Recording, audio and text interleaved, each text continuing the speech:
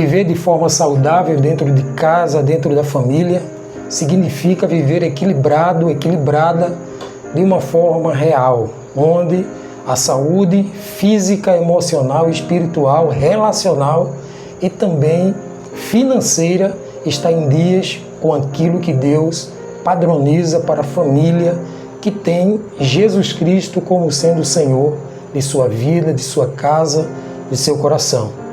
Por isso que hoje nós queremos tratar, ainda falando sobre finanças na família, um assunto espiritual. Quando pensamos na espiritualidade integral de uma família, não só pensamos na fé, no amor, na esperança, pensamos em tudo isso integrado também na área financeira. Como está a saúde financeira da sua casa? Isso diz muito respeito a como você está espiritualmente com o próprio Senhor, com o próprio Deus.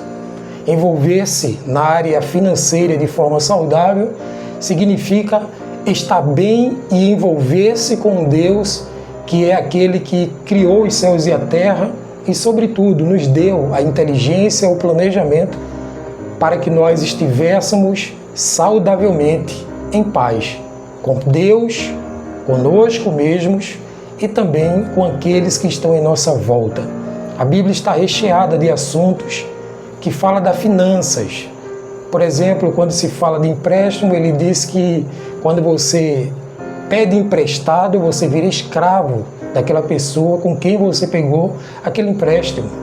Ele também traz para nós um caráter de planejamento. Quando formos fazer alguma coisa, precisamos sentar, planejar, para que quando comecemos a executar, não paremos no caminho e o ímpio ali ele comece a apontar e dizer que nós não fizemos aquilo com planejamento e comece a apontar e dizer também que não somos saudáveis perante as nossas finanças. Por isso que o texto que o autor traz exatamente em Atos capítulo 18, versículo 3. Ele vai do 1 até o 3, né?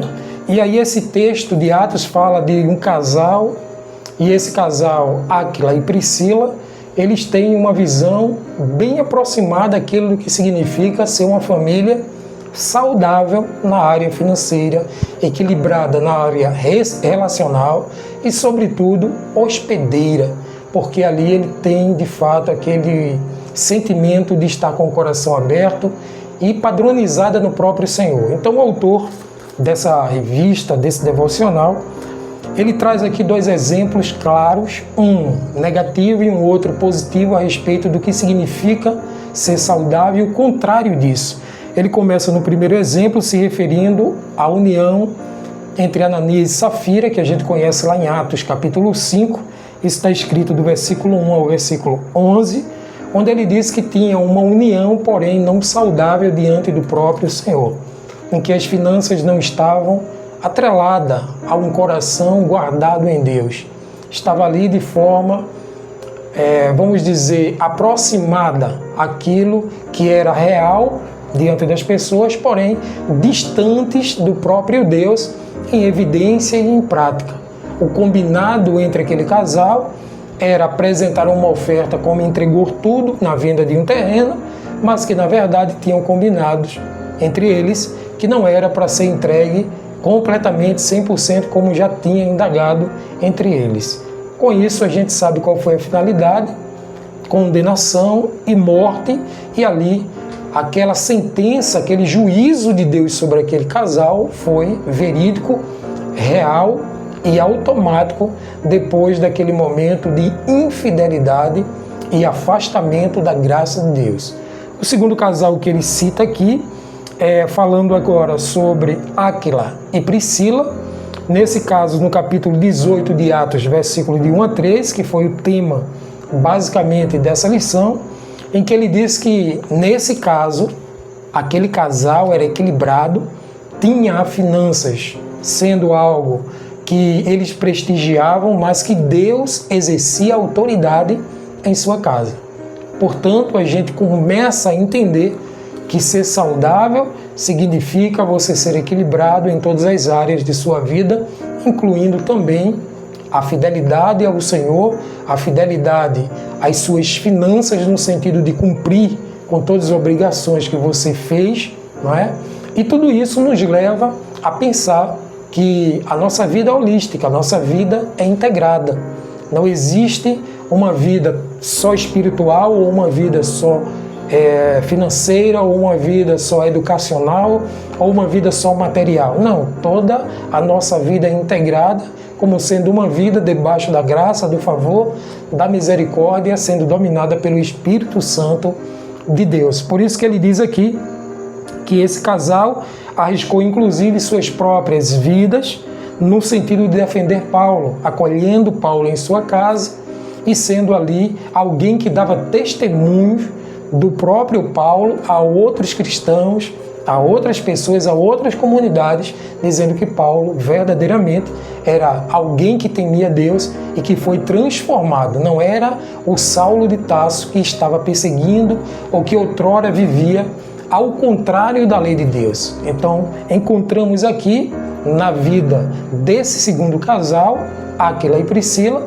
um casal que era forjado pela graça, pelo poder de Deus e transformado verdadeiramente pelo poder do Espírito Santo.